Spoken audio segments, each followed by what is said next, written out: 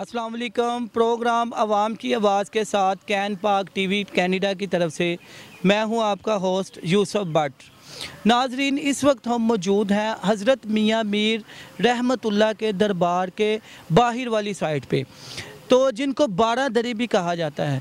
आइए इस बारह दरी का विज़िट करते हैं और इसकी हिस्ट्री के बारे में जानते हैं। आइए।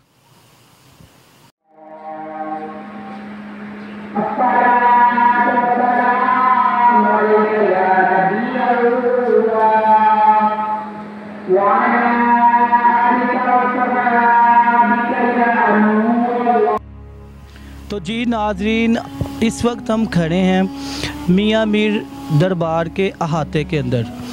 आइए इनसे जानते हैं कि इसको बारह दरी क्यों कहा जाता है। अस्सलाम वालेकुम। जी वालेकुम सलाम। जी अंकल जी, आपका नाम? अख्तर हुसैन।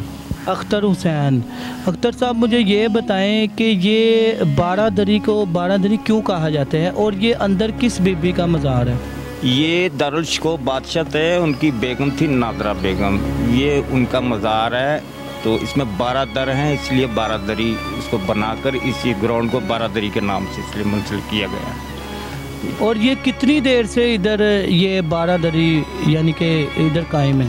ये तकरीबन जो 1916 के ये मज़ार बना हुआ है, 400-500 साल हो गए इसको। तो उसी हिसाब से ये उनके लिए जो ना ये जगह छोड़ी गई थी, जिसको पार्क बना दिया गया छोटा सा, और उसको 12 दरी का नाम दिया गया। मियाँ मीर साहब दरबार के करीब ये उनकी मुरीद थी नादरा बेगम, उनको वज़ू कराया करती थी, इसलिए इनका मज़ार इनके मियाँ मीर साहब दरबार के करीब है। अच्छा, इनको ये वज़ू करवाया करती थी इसलिए इनका मज़ार इधर बना दिया गया। मुरीद थी इनकी, मुरीद थी।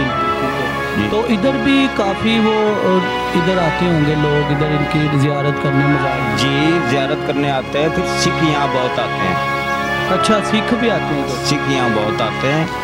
उनके कोई मियाँ मीर साहब उनके जो है ना वो बड़े हैं, गुरु नानक का उनसे कोई ताल्लुक़ था, तो इसलिए जो है ना सिख बहुत ज़्यादा आते हैं यहाँ।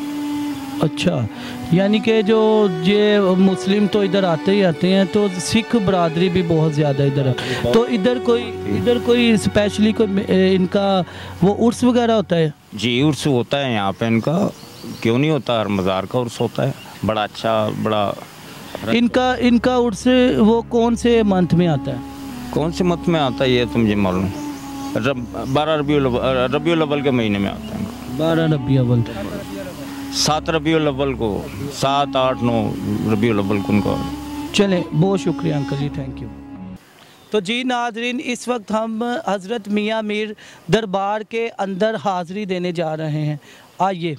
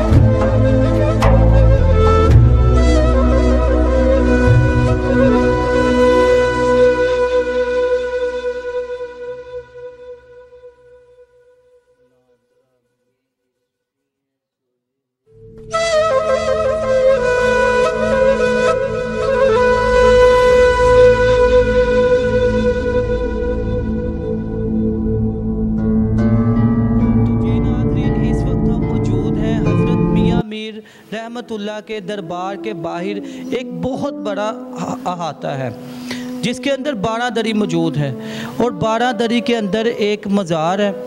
ये जिस हस्ती का मज़ार है उसको नादरा बेगम कहा जाता था।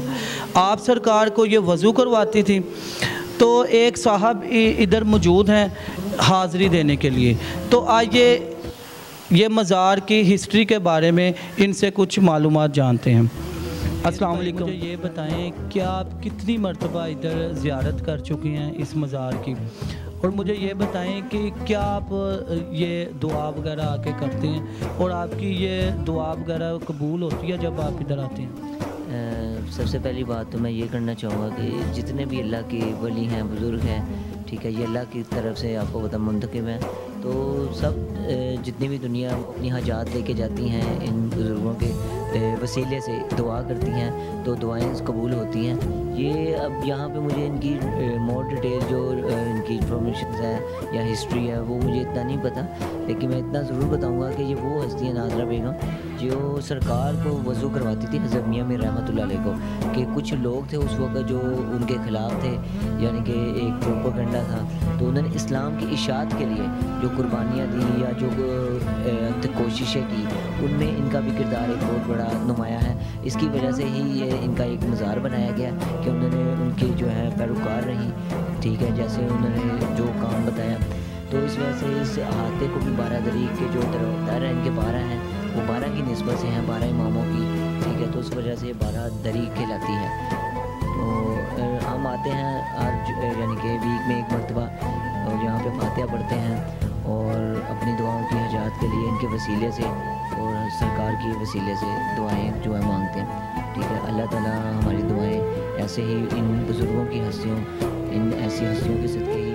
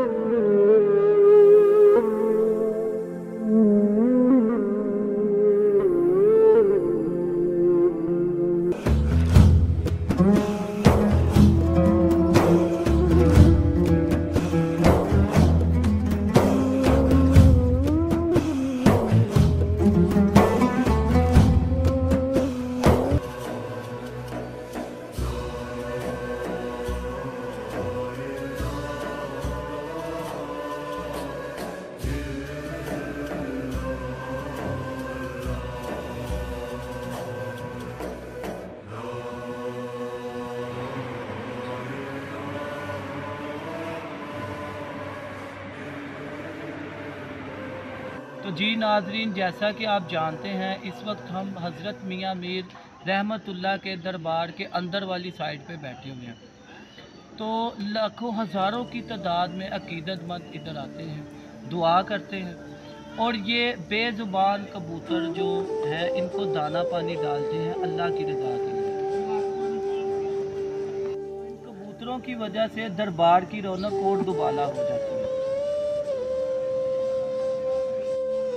लाखों हज़ारों की तादाद में अकीदतमंद इधर आते हैं और अपनी दिल की मुरादें पाते हैं।